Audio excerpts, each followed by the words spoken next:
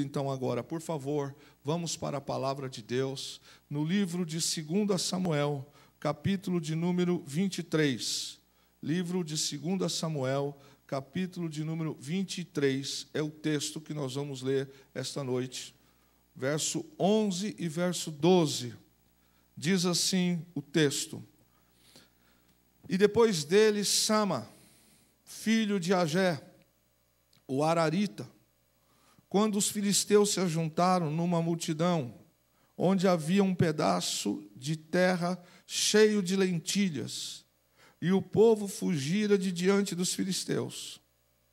Este, pois, se pôs no meio daquele pedaço de terra, e o defendeu, e feriu os filisteus, e o Senhor efetuou um grande livramento. Só esses 2 versículos. A pergunta é: um homem enfrentar um exército. Qual o motivo, qual a razão que faz uma pessoa arriscar sua vida por um pedaço de terra, por uma plantação de lentilhas? Tem valores na vida que são incalculáveis. Quer ver um valor incalculável? Família. Família tem preço? Não tem preço. Quer ver uma coisa incalculável? Congregar. Tem preço? Não tem. A gente só sabe o valor de congregar quando a gente fica doente, impossibilitado definitivamente de andar. Aí a gente sente saudade do tempo que a gente poderia e a gente não fez. Então, o que fez esse moço, Sama, arriscar sua vida e defender um campo de lentilha, quando os seus irmãos israelitas já tinham tomado os seus caminhos e fugido? O texto diz que ele ficou sozinho. Estavam lá os soldados israelitas, e quando os filisteus marcharam em um ritmo de guerra e entraram no território de Israel, iam passar por aquele local, iam destruir, tomar posse daquele lugar, um homem, só um homem, fincou os pés e permaneceu. Ele não correu, os demais correram. O que esse homem fez não é defender o cereal apenas, não é defender a plantação apenas. É interessante olhar para esse valor que está aquém do cereal, porque às vezes na vida nós desperdiçamos coisas tão preciosas porque calculamos errado. Calculamos errado. Todo aniversário, para muita gente, é um aniversário apenas. Mas não deveríamos de tratar assim. É mais um ano de vida que Deus deu para alguém. Então, a começar dos da casa, a gente deveria aplaudir, a gente deveria abraçar, beijar, porque se o ano que vem nós não tivermos esta pessoa mais, a gente vai se arrepender do abraço que não pode se dar mais, do beijo que não se dá mais. Então, existem coisas que os valores são aquém do que se observa no natural. Esse moço chamado Sama, ele tem conhecimento das Escrituras. E apesar de que muita gente, ou todos, fugiram, ele ficou. Porque ele tem uma palavra de Levítico, capítulo 25, verso 23, que diz assim: Levítico 25, 23. Também a terra não se venderá em perpetuidade, porque a terra é minha, pois vós sois estrangeiros e peregrinos comigo. Sama tinha isso no coração. Ele sabia, ele conhecia. É interessante. Para ele, a palavra de Deus não era escutar, não era ouvir. Para Sama, aquela terra era de Deus. E Deus deixou eles ocuparem a terra. Que história que é essa das coisas que Deus me dá? Vêm os filisteus, vem o diabo, vêm os mundanos e vão tocando nas coisas santas. Como assim? Que negócio que é esse? Se eu sou propriedade exclusiva de Deus, que aliança tem Baal com Javé? Para este homem, Sama, a gente não sabe a altura, a gente não sabe o seu peso, mas a gente sabe algumas coisas desse homem que são fantásticas. Eu acredito que hoje eu estou pregando sobre esse homem pela quinta vez, a quinta mensagem diferente. De tão relevante para as Escrituras que o Espírito Santo deixou registrado para nós. Para Sama, ele tem como uma verdade: aquela terra onde estava plantado, aquela plantação de cevada, não deveria de ser entregue sem guerrear para os filisteus. Por quê? Porque aquela propriedade era do Senhor. É Deus quem deu. Ah, meus irmãos, se nós guerreássemos, se nós orássemos pelas coisas que Deus nos dá, se nós fôssemos para o jejum e para a oração, para as coisas que Deus nos dá, quando vem a provação, o diabo não se iradaria como ele faz muitas das vezes. Este moço, ele tem um princípio: a terra é de Deus, eu sou de Deus, este lugar aqui Deus nos deu, eu vou lutar. Quando ele olha, todos fugiram. Seria mais natural ele também fugir. Segunda coisa que para Sama justificou ele ficar, é que aquela terra foi dada por Deus para a glória de Deus. É outra coisa que a gente precisa entender. Porque às vezes nós ganhamos algumas coisas de Deus, talentos, dons, e usamos para a glória de minha, para o meu prazer, para a minha vantagem. Não que algumas coisas nós não possamos fazer, mas pouco se faz para a glória.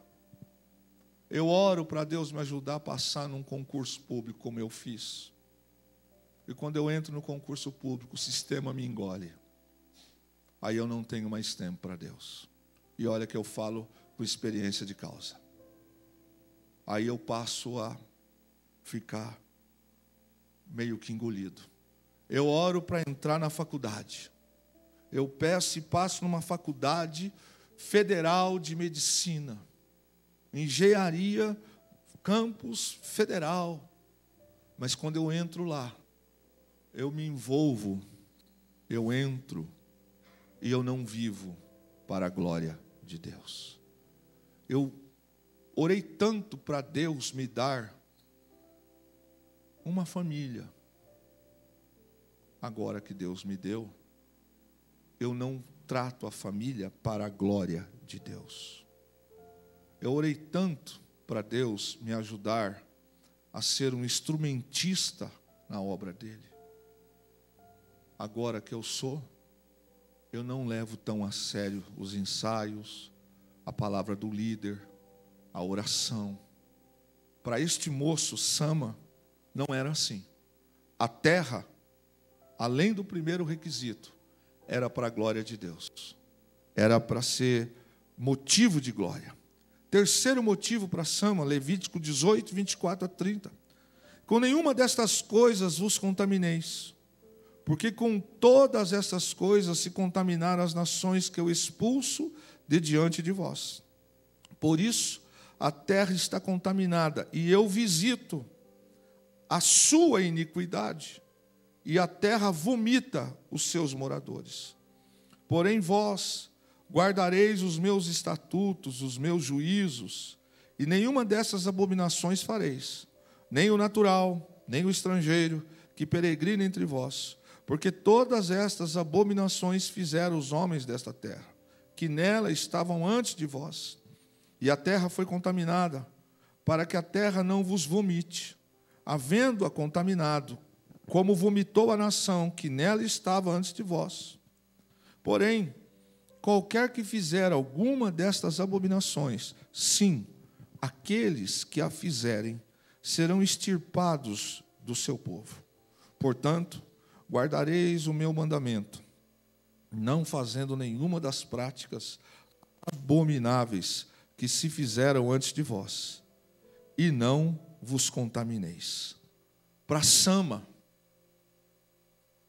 esta palavra de Levítico é anterior a Israel possuir a terra.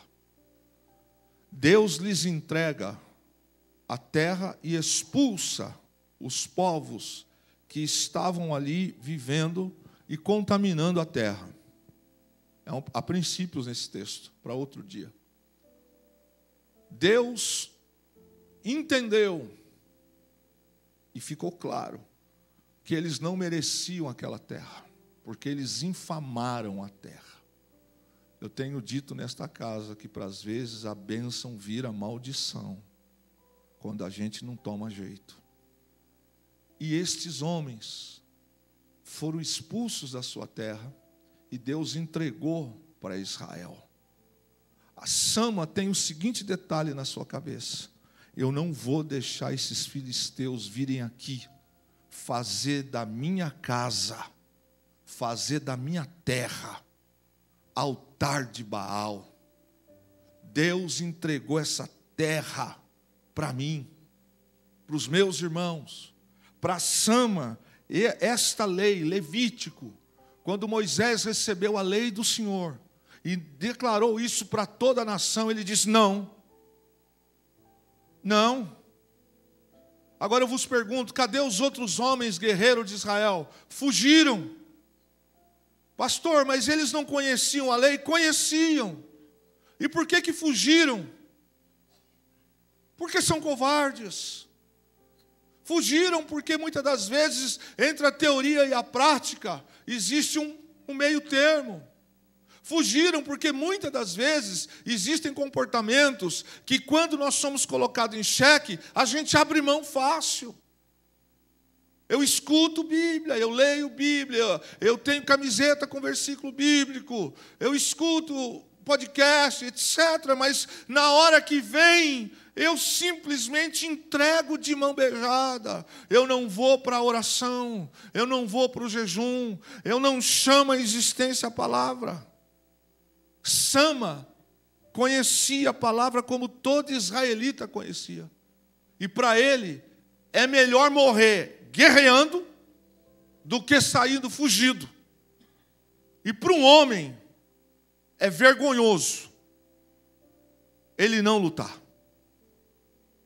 Para um homem de verdade, a honra de um homem se estabelece, mesmo que caia em combate. É mais honroso chorar por não ter vencido do que a lágrima de quem não foi para a batalha. E a Bíblia traz exemplo de Baraque, que tinha a honra na mão e não valorizou a palavra. Pelas mãos de uma mulher, ele foi colocado como sendo o homem que não creu 100%. Este moço, Sama, ele não queria que os filisteus controlassem aquilo que pertencia ao Senhor. Ele tinha no coração algumas coisas específicas. A primeira que Sama tinha é o que nós temos que ter. Temos que ter. Preste bem atenção, igreja, porque eu vou falar. Sama tinha no coração que ele e Israel eram mordomos da terra. Mordomos da terra. Às vezes nós entendemos que podemos fazer da nossa vida aquilo que bem queremos, De fato, o livre-arbítrio está em nós.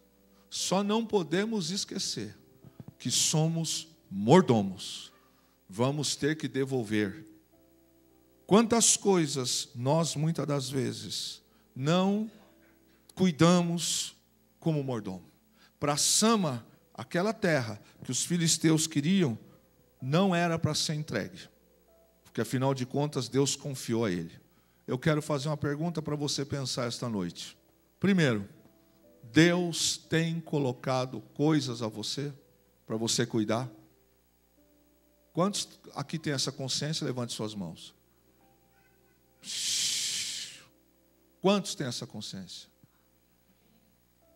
Você tem cuidado das coisas que Deus tem colocado para você zelar? Responda para você. Nos padrões da Bíblia, tem? Porque se não está sendo zelado nos padrões da Bíblia, tem alguma coisa aí que está faltando. Para Sama, ele disse, essa terra Deus me deu e eu preciso cuidar dela. Porque o Senhor falou em Levítico que a terra é dele. Quantas vezes a gente pega o dom que Deus nos dá, irmão?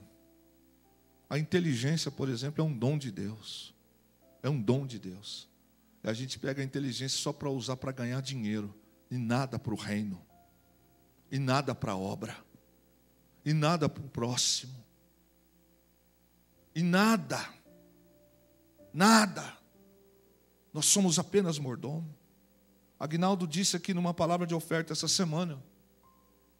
O desejo que um dia nós tenhamos tanto que consigamos viver com 10% apenas, porque de tanto que teremos.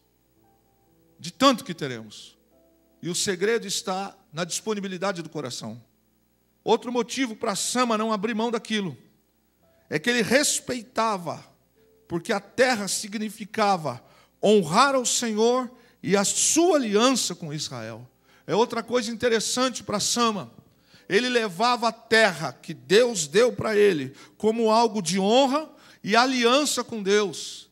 Irmãos, é tão sério, porque a gente promete nas águas do batismo honrar a Deus, honrar a palavra, honrar as autoridades eclesiásticas, mas o tempo passa e a aliança com Deus fica onde? No dia a dia. Fica na minha carne, fica no meu entendimento, fica onde eu acho que tem que ficar. Mas eu digo que amo a Deus, eu digo que amo. Mas amor, eu sempre falo isso para a dona Fernanda. Pessoas que dizem eu te amo, mas não demonstram, é problema. É bom dizer que eu amo, mas melhor do que dizer é demonstrar que se ama. Este homem, ele respeitava, porque aquela terra para ele era questão de honra e significava a aliança de Deus com Israel. Para Sama, esse cenário se desenvolve da seguinte forma: o inimigo se reúne em multidão, o povo foi golpeado, fugiu, e Sama tinha duas opções: corre ou fica. Ou ele acompanha a multidão, ou ele luta. Pode ser que ele morra, mas ele preferiu ficar e lutar. E é tão interessante a gente falar de Bíblia essa noite, porque agora nós estamos vivendo um tempo de guerra espiritual aqui no Brasil, e eu percebo que muita gente só vive de teoria, na prática tão distante. Na hora de orar e buscar, a nação brasileira, uma boa parte dela que se diz cristã, não sabe nem o que está acontecendo. As ovelhas hoje têm 4, 5 orientação. Não sabe nem a voz que segue. É tão interessante, querido, porque quando a gente olha para o texto sagrado, a gente vê um homem que faz assim, ó. Toma posição. Ele vai para o meio da terra. Ele não se esconde nos cantos. Gente que se esconde pelos cantos tem sempre algo para reclamar. Sempre. Sempre. Algo para reclamar. Tem sempre algo para falar. Quem gosta muito de campo é serpente, cobra, escorpião. Essa raça gosta de canto. Eles têm problema de ficar no meio, porque no meio aparece, então gostam de canto. É no canto que destilam o veneno. É no canto que você vai mexer, a cobra dá o bote, porque ela está ali, está no espaço que aparentemente é dela. É assim. É no canto que o escorpião muitas vezes está debaixo da madeira incrustada. Sama toma posição e ele vai para o meio. Ele vai com uma única razão: eu vou lutar.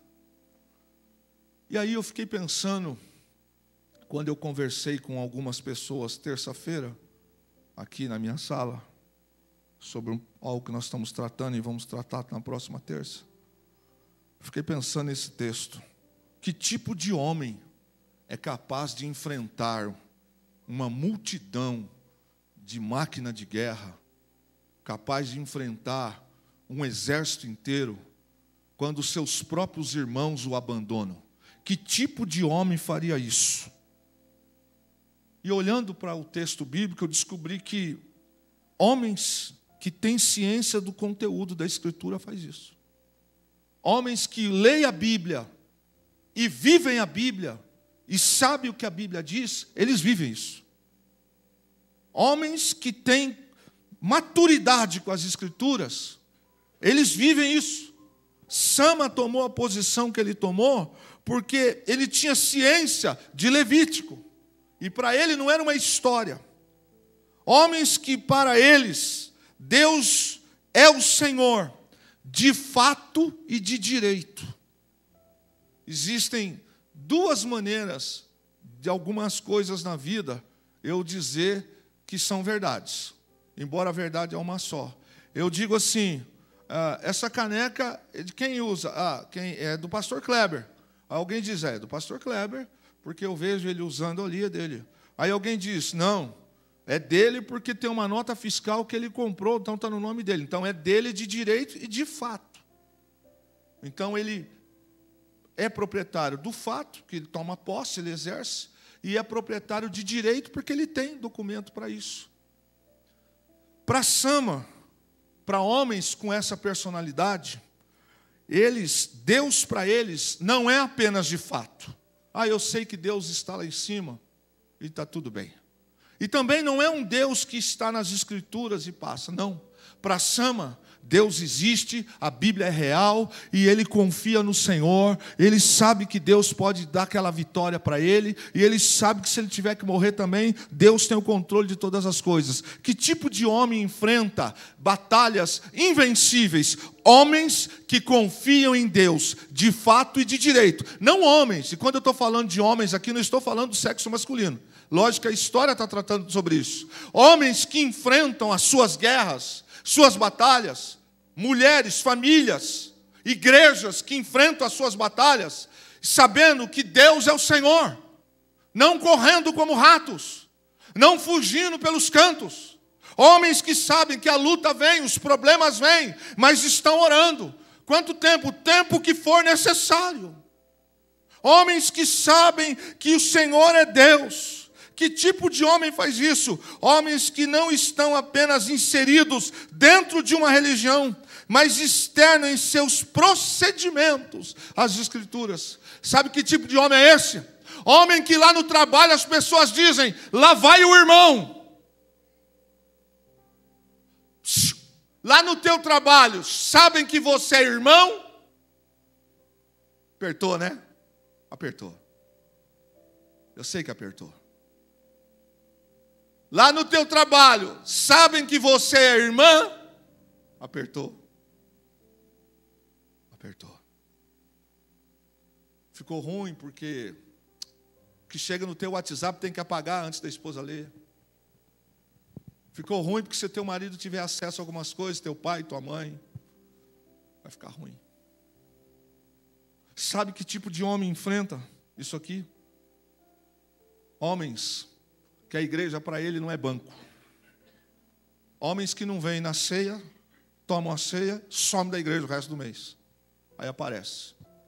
Eu fico pensando como é que vai ser o dia do Senhor. O dia do Senhor. Eu fico pensando o que alguns vão ter para entregar para Deus, quais as desculpas que vão ter para entregar para Deus. Homens aqui, que não estão inseridos numa religião, homens que dizem assim: eis-me aqui, usa-me a mim. Homens que Deus pode olhar e dizer: conheço. Que tipo de homem enfrenta uma guerra desse tamanho? Homens que não vivem num sistema religioso. Eles servem a Deus em espírito e em verdade. Então ele não tem problema. Porque as redes sociais dele são coisa santa. Tem. No trabalho dele as pessoas sabem que ele é crente. Os vizinhos sabem que ele é um cristão. Ele pode ir em festas tranquilo, que ele não se contamina. A academia que ele frequenta não tem escândalo no seu proceder, no seu vestir, no seu falar. Por onde ele anda, ele dá um bom testemunho, não é caloteiro, não é um inadimplente. Sua família tem honra dele, ou dela. Seus filhos dizem: meu pai é um homem de Deus, minha mãe é uma mulher de Deus, meu avô é um homem de Deus, minha avó é uma mulher de Deus, o meu pastor é um homem de Deus, ou o meu pastor não é tão de Deus. Homens que não estão inseridos em cima de um púlpito. Sama foi uma pessoa convicta do que é a vontade de Deus. Convicta. Eu sei o que Deus quer. Deixa eu fazer uma pergunta objetiva para os que são crentes essa noite. Quantos que estão aqui, que têm convicção qual é a vontade de Deus para a sua vida? Quantos já leram a Bíblia esse ano pelo menos uma vez? Levanta a mão. Quem já leu esse ano a Bíblia uma vez? Vocês estão muito convictos. Tem meditado. Tem meditado. As trevas não brincam. Véspera das eleições, primeiro turno, os cemitérios estavam cercados de pessoas fazendo os trabalhos para o capiroto que vai tomar um sacode. Sama tinha convicção. Sabe, irmãos, eu não sou um ignorante. Não vou falar de muita coisa, não. Não vou falar dos cursos, mas tenho um nível superior, tenho formação teológica, 31 anos de vida pública, exercício de chefia por 29 anos. Eu não sou um mané para subir aqui no púlpito se eu não tivesse convicção de que Deus é real, da palavra. Por isso que eu levo Deus a sério. As 3 vezes que deram o tiro aqui, a bala passou por aqui, eu falei: louvado seja o nome de Jesus. Convicção. Sama sabia. Ele ficou, não correu. Os outros correram. Correram porque ouviam, falavam, mas aqui dentro é outra coisa. Sama, em seu coração, havia disposição para crer, lutar e servir ao Senhor e à pátria. Ele lutou pelo Senhor e pela pátria. Pode olhar no texto. Quando ele venceu, os homens descem, Israel é glorificado. Sama sabe o que é isso. Sama era detentor de um espírito nobre. Um homem ficou no campo. E vieram os filisteus. E ele os enfrentou. Irmãos, a Bíblia aqui não dá muito detalhe, só tem registro nesse aqui e em Crônicas. Mas a Bíblia diz que este homem era dotado de um espírito de nobreza tão grande, mas tão grande, que ele vai para o meio, ele é alvo. Isso vai no contrassenso, irmão. Quem vai para o meio está disposto a tomar tiro, tomar flechada, tomar lança. Ele vai para o meio e olha no inimigo. Ele não fica pelos flancos, ele olha no inimigo e ele toma posição. Porque o espírito de Sama é um espírito nobre. Deixa eu te dizer uma coisa. Quem são pessoas nobres? Nobres são humanos que se distinguem por um conjunto de qualidades de alma. Repito, pessoas nobres são humanos que se distinguem por um conjunto de qualidades de alma. Nobres têm a sua essência, não riqueza ou prestígio, mas a virtude cristã e a nobreza. Para o nobre, A virtude dele é ser cristão e manter-se na linha da nobreza. Nobre possuem qualidades de alma que são especificamente próprias de sua classe. Não espere de quem não é nobre educação. Porque pessoas grossas não são nobres. Pessoas mal educadas são debochadas, desrespeitosas. Não respeitam o templo, não respeitam a autoridade, não respeitam o professor, não respeitam a família, não respeitam a esposa, não respeitam o marido, não respeitam pai, não respeitam a mãe. Para esse o livro de Provérbios diz qual é o fim deles. Não gaste o seu tempo com tolo. Quem fala com tolo se torna semelhante ao tolo ou pior do que o tolo, diz a palavra. Então por isso que eu não perco muito tempo com tolo. Tem gente que precisa viver. Tem gente que quer ouvir ensinamento, tem gente que quer oração, tem gente que quer crescer na vida, mas tem gente que gosta da caixinha suja. Homens nobres possuem qualidades de alma que são próprias da sua classe. Pessoas nobres não são dadas a fofoca, não são dadas a desrespeito, a mexerico. Pessoas nobres, elas têm em sua alma postura. Elas têm ética, elas têm coragem. Pessoas nobres têm fortaleza de alma, que as mais duras provas não podem abatê-la. Pessoas nobres, aquele comandante de um cruzeiro italiano, alguns anos atrás, quando o cruzeiro afundou, ele largou a tripulação, largou os passageiros e entrou no barco. Covarde, não foi nobre, foi condenado e preso, porque o papel dele, pela legislação, era ser o último a abandonar o navio. Ele não foi nobre, ele simplesmente não tomou a posição. A alma de uma pessoa nobre, ela passa pela prova. Eu conheço pessoas aqui nesta casa, e eu não estou autorizado a dizer para os irmãos, mas eu conheço a história de alguns de vocês, que se a igreja soubesse o que aconteceu com vocês, e quem olha para vocês vê que vocês estão em pé, talvez se converteriam mais. O atropelo dos desgastes, das doenças, você está em pé. Você foi traída, foi traído, foi abandonado, você foi decepcionado, você foi injustiçado, mas você não destilou veneno, você não foi vingativo, você não saiu, você ficou, você orou, você abençoou, você estendeu a mão, você disse, eis-me aqui, tudo o que aconteceu não te atingiu, porque você é nobre. Ore canta. E a Bíblia diz que os nobres projetam coisas nobres. Por isso são tratados como nobres. Nobres, eles têm presteza na ação que o leva a não se atemorizar diante de qualquer sacrifício exigido pelo bem comum. Sabe por que às vezes alguém pergunta assim, para que, Cleomara? De novo vai na igreja? Outro dia, eu não quero nem saber quem foi, para não pecar. Alguém olhou para alguns obreiros na igreja e disse assim, vocês estão fichados aí na igreja agora?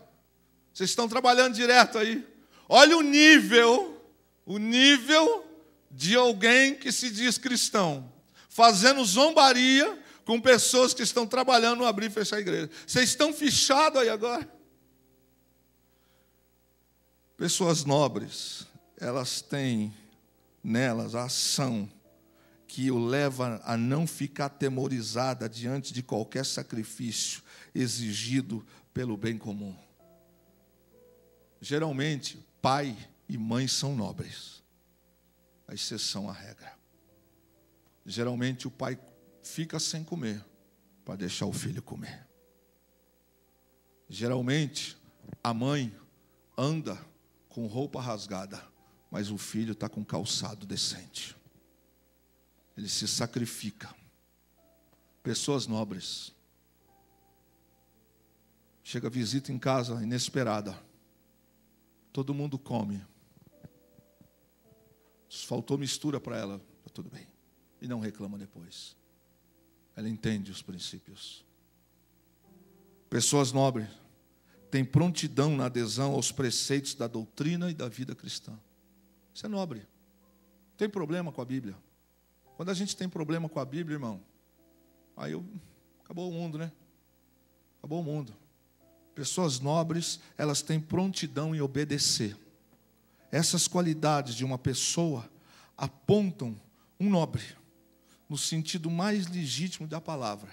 Ele é constituído de coragem, de amor e de justiça. E aí, eu queria compartilhar com você um exemplo de um homem que não é crente, que não foi crente. O rei Luís XVII, da França. Quando Napoleão Bonaparte, que estava invadindo e fazendo as suas coisas, Napoleão ele tentou destronar o rei Luís XVII. E ele, no ano de 1803, ele assassina o conde Dom Weston, e ele objetiva tomar o trono. Ele está conquistando o mundo, e ele quer, inclusive, ser o imperador da França também. E ele, então, ele manda um recado para o rei Luís XV. A coisa inverte. É o subalterno mandando recado para a autoridade. E ele manda um recado, Luís XVII, para Luís XVII, o rei da França. Mesmo país, teoricamente o mesmo exército. Ele diz assim: saia, entrega o trono, transfira para mim e você não morre. O rei Luís XVII, ele tinha defeitos. Mas quando a carta chegou para Luís XVII, ele fez uma resposta, e eu extraí um pedaço da resposta que ele manda para Napoleão. Aspas, diz ele: ignoro quais sejam os desígnios de Deus quanto a mim e a minha raça, mas estou ciente das obrigações que ele me impôs ao fazer-me nascer da estirpe a que pertenço. Como cristão, cumprirei meus deveres até exalar o último suspiro. Como filho de São Luís, saberei, a exemplo de meu antepassado, fazer-me respeitar, mesmo quando, sob ferros, como sucessor de Francisco I, quero poder dizer, repetindo suas palavras: perdemos tudo, salvo a honra. E ele não entregou o trono. Napoleão foi, ele teve que, na batalha, ele ficou um ano ainda ausente, não transferiu. Um ano depois, Napoleão é dominado, e Luís XV se mantém como, Luís XVII se mantém como rei. E ele diz: podem me tirar tudo, mas a honra de lutar não vão tirar. Isso é um homem de honra. Sama, ele possuía virtudes que caracterizam ele como um homem nobre. Primeiro, ele tinha senso de honra, senso de coragem, e ele era compenetrado nas suas obrigações. Ficou. Ué, não era para guerrear? Deus não está com a gente? A gente não diz que Deus está? A gente não canta aqui na igreja que Jesus Cristo é o Senhor? A gente não ora e diz que o Senhor expulsa? A gente não lê na palavra? Então vamos guerrear. Ah, mas estão dizendo o quê, irmão? Estamos ouvindo quem? Estamos conversando com quem? Com demônios ou com o Espírito Santo? Eu prefiro conversar com o Espírito Santo. Eu prefiro acreditar no que diz a palavra. Uns fogem, outros lutam. E eu? Esse homem, Sama, o seu comportamento. Quando todos fugiram, ele ficou. Quando todos se acovardaram, ele ousou em fé e em valentia. Ele trouxe a palavra de Deus para o centro da sua vida. Ele não cedeu à pressão dos filisteus. Ele saiu da teoria e foi exercitar a fé no combate físico. Irmão, fé não é ficar em casa de braço cruzado esperando o emprego bater na porta de casa. Fé, muitas das vezes, inclui também levantar cedo, madrugar, trabalhar, ralar. Fé é isso. Deus liberou a sua palavra, mas eu tenho que fazer minha parte. Esse homem, ele sai da teoria e vai exercer a fé. Deus disse que essa terra é minha. Não tem mais ninguém com ele. Ele falou, mas eu vou lutar. E lutou. E venceu. E os seus irmãos olharam, viram ele sozinho lutando. Aconteceu um milagre. Milagres acontecem quando a gente resolve guerrear as guerras do Senhor. Diz o verso 12: pôs-se Sama no meio daquele terreno e guerreou. E aí eu fiquei pensando, igreja, quantos abrem mão facilmente de valores e princípios quando são ameaçados? Quantos? Quantos vão comer? Ah, está pesado. Vou para lá. Quantos dizem não dá? Uma vez Jesus estava pregando e as pessoas queriam que Jesus fizesse segundo a vontade deles. Não é de hoje que as pessoas têm essa mania que façam o que elas querem.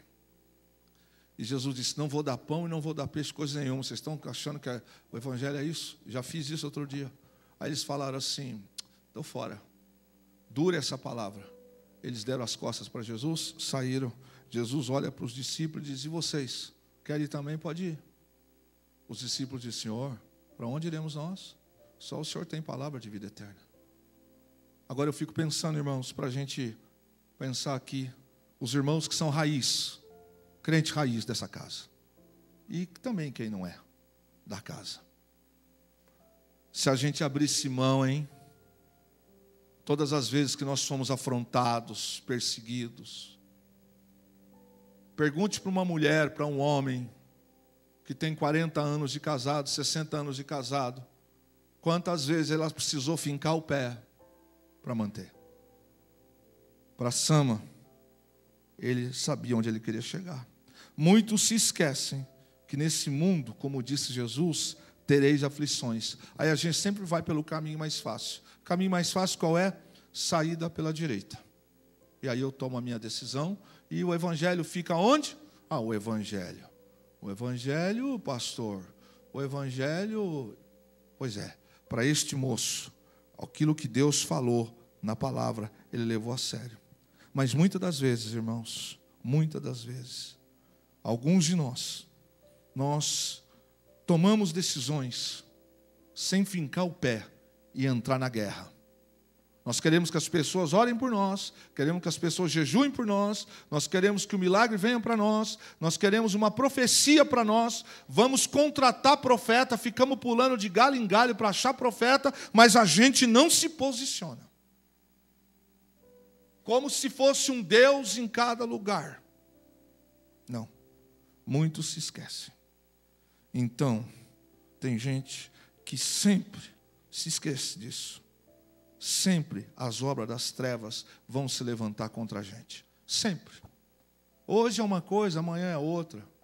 Às vezes levanta uma luta em casa, no marido, na esposa. Sempre vai ter. Os filhos, um vizinho, no trabalho. Sempre vai ter. O que a gente faz? Vai para o meio. Mas como que eu faço? Vai orar. Está orando de madrugada? Não. Então, começa. Está com tempo para ficar na frente da televisão? Vai orar. Está ficando demais nas redes sociais? Vai orar. Reclama, mas ora 10 minutos por dia. Eu perguntei agora quem já leu a Bíblia uma vez esse ano. Só uma pessoa, acho que levantou a mão, 2. Toma posição. Não entrega assim. Tudo vai sair da igreja. Tudo vai largar. Tudo vai divorciar. Tudo vai encher o nariz. Tudo eu vou fumar, tudo eu vou beber, tudo eu vou embora. Ei, meu irmão, tu está firmado em quê? Está firmado em quê, rapaz? Aonde está a tua raiz? Para Sama, não foi assim. Deus nos diz essa noite: eu estou com você. Agora, entregar, aí é eu que decido. Se eu quero entregar. Para a gente pensar, uns fogem, outros lutam, e eu? A Bíblia tem uma palavra para tratar sobre gente que fica em cima do muro. Apocalipse 3,16. Mas porque são mornos, nem frios, nem quentes, vou logo vomitá-los da minha boca. Gente que fica em cima do muro, não tem postura, não tem posição, chama-se morno na Bíblia. E morno na Bíblia tem um nome, tem um destino. O que Deus deseja enxergar em nós? Deus deseja enxergar em nós que a gente valorize o que Ele fez e o que Ele vai fazer por nós. Quantos aqui são, presta atenção, você é grato pela salvação da tua alma? É mesmo, irmão? É grato? Olha para mim. Qual é a forma que você expressa a sua gratidão para Deus? Qual é a forma que você tem expressado a sua gratidão para Deus? De que maneira? Se o Espírito Santo, se Deus agora, qual é a forma? Esse ano ainda eu não vi nada de você fazer para mim. Mas eu te dei. Te livrei disso. Mandei isso. Qual é a forma? Nós temos valorizado o que Deus fez e está fazendo. Qualquer coisa, pego o meu violão, Aguinaldo, deu para mim. Qualquer coisa, pego o meu microfone, deu para mim. Pastor, tira da escala. Vou dar umas voltas aí. Vai? Vou esfriar a cabeça. Entendi. Aí a partir do momento que não está mais envolvido, não congrega também. É uma coisa que eu acho fantástica isso aqui. Não está envolvido, não tem mais compromisso. Quer saber? Acho que agora eu vou de vez em quando. Quer saber? Acho que não é tudo isso que fala a Bíblia, não. Sabe, querido, o inferno é um lugar terrível que a Bíblia diz, destinado para os caídos. O que Jesus fez na cruz foi sacrifício vivo. Por isso, amados de Deus, não entregue a tua salvação para os filisteus. Não entregue a tua consciência, o teu corpo, a tua alma, a tua fé. Não entregue a tua santa ceia na mão dos filisteus. O teu território é santo. O teu corpo é santo. A tua mente deveria de ser santa. A tua casa, a tua cama, o teu sofá deveriam de ser santo. O carro deveria de ser santo. Não entregue. Não entregue. Porque nesse exato momento tem um monte de filisteu desejando tomar aquilo que Deus te deu. E eu repreendo em nome de Jesus que ele arranque aquilo que Deus te deu. O que saiamos, o que Deus espera de nós? Que a gente saia da mesmice. Que a gente saia mais do mesmo. O que Deus espera de nós? Da mesmice. Olha, você dá a paz do Senhor para algumas pessoas. Como é que está? Se eu gravar os últimos 25 anos, é a mesma lamentação de 25 anos. É a mesma lamentação. Mas eu já dei conselho. Eu já mandei ler livros. Não faz. Não corre atrás.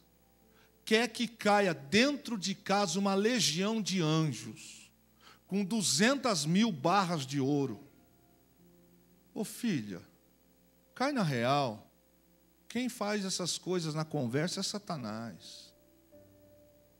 Toma postura. Não. Saia do mesmo essa noite aqui. Levanta um pouquinho mais cedo para orar. Se envolve mais com as obras do Senhor. Tem um monte de creche, criança que precisa ser visitada aqui nesta cidade. Tem lar de idoso aqui na cidade.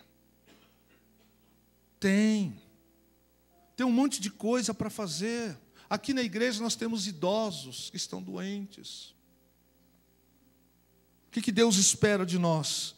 Menos reclamação e mais joelho no chão. O que Deus espera de nós? Que a fé declarada nele se manifeste quando nossos interesses carnais se esquentarem. Aí pegou, né? Porque a minha fé vai até a carne não esquentar. Esquentou, fé, salta aí. Agora sigo eu. Isso não é fé. Isso não é fé. Uns, presta atenção, uns lutam, outros fogem. E eu? Sama escolheu lutar. Que desenvolvamos em nós um espírito nobre. Que lutemos as causas do Senhor. Que não fujamos da guerra, mesmo quando todos nos abandonarem. Verso 12. E Sama feriu os filisteus, e o Senhor efetuou grande livramento. E eu termino a mensagem com 4 perguntas para a minha alma esta noite. Primeira, qual herança estamos construindo para a próxima geração? Segundo, o que tenho de fato me desgastado para marcar a próxima geração? A próxima geração me enxergará de que forma? Como daqui a 50 anos vão enxergar Kleber, André e Flauzino? O seu nome. Como vão enxergar você como avó? Seus filhos. Como vão enxergar? O que dirão sobre nós quando souberem o que fizemos e o que não fizemos? Uns fogem, outros lutam, e outros. Nessa vida, meu irmão, a gente precisa ter a seguinte condição: que o mundo leia em nós Jesus. Repete comigo: que o mundo leia em mim Jesus. Sama resolveu ficar. Eu não sei vocês, irmãos, mas com a graça de Deus eu pretendo chegar lá. E uns homens como esse aqui eu quero encontrar na eternidade. Eu sou fã de biografia de cara assim. Quero falar: você é o Sama? Quem? Você? Danado. Cadê Jazobeão? É aquele ali? Você é o Eleazar que ficou cravada a espada na sua mão? Você lutou o dia inteiro com Davi? Você é Benaia? Rapaz, você lutou no frio da neve com um leão na cova, despedaçou. Você foi. Pois é, Deus estava comigo, Kleber. Ore, canta lá. Mas será muito lindo, Mônica, depois de tudo, dizer assim: mas tem umas histórias bonitas suas aqui também.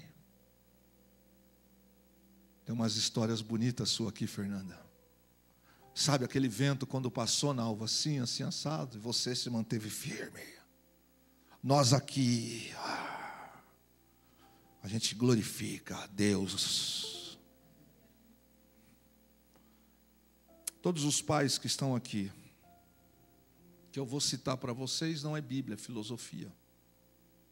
Mas aplique isso para a vida, trazendo para a sua geração, para a sua alma, para a sua descendência, o que deve ser aplicado como lado de Sam, ou de Samá.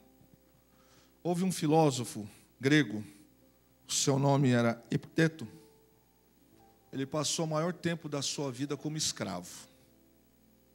Interessante que ele foi escravo. E a escravatura não tirou o brilho daquilo que ele futuramente foi. E ele disse uma vez, quando ele recebeu a sua liberdade.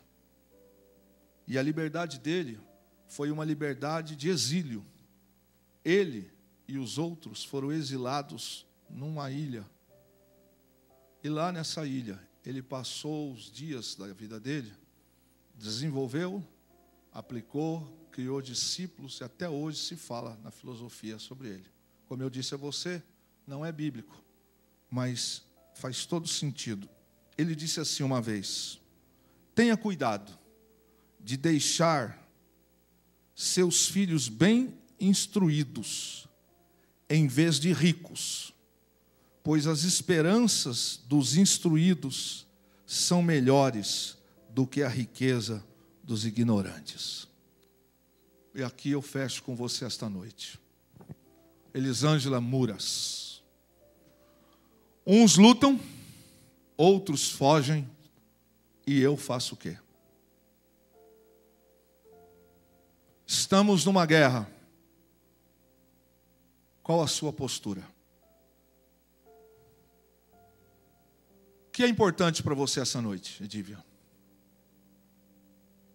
O que é importante? Uns vão lutar, Samuel. Outros vão fugir, Ailton. Mas Deus cobra de mim hoje. E você vai fazer o que, Kleber? Aqui está o pão e o vinho. Sama foi afrontado junto com seus irmãos. Ele foi para o meio. Todo mundo largou. Ele disse: Deus me colocou aqui. Deus entregou. Deus confirmou. Então, se eu tiver que cair, eu caio lutando. Mas eu caio com honra. Eu caio como Deus falou. E esta noite, eu desafio você, desafio a minha alma pela palavra. Lutemos pelo Evangelho. Guerreamos as guerras do Senhor. Paguemos o preço pela palavra. Ainda que escarneçam de nós. Ainda que nos abandonem. Jesus falou que muitos teriam pai, mãe, filhos, virariam as costas. Ele disse: olha, por causa do meu nome, alguns de vocês vão ser levados a prisões, ao escárnio, serão mortos.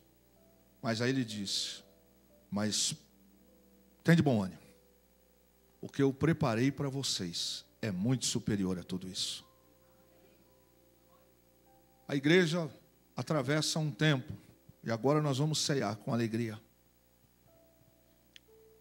Qual é a sua posição hoje, filho? Porque aqueles homens diziam também que eles eram pelo Senhor, com o Senhor.